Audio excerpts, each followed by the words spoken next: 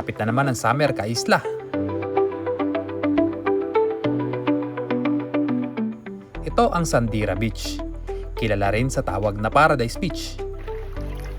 May natatangi sa natural nitong ganda.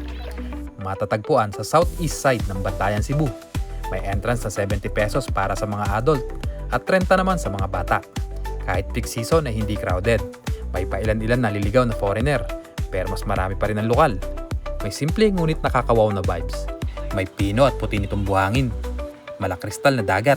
Sa gilid ay makakakita ka na ng iba't ibang klaseng isda at corals. Madaming starfish. Hindi mo na kailangan lumayo para makakita ng mga gitong klaseng laman dagat.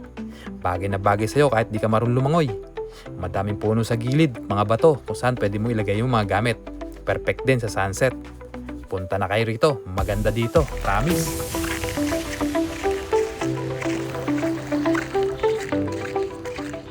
Ganda ng sunset. Aba. Sino to?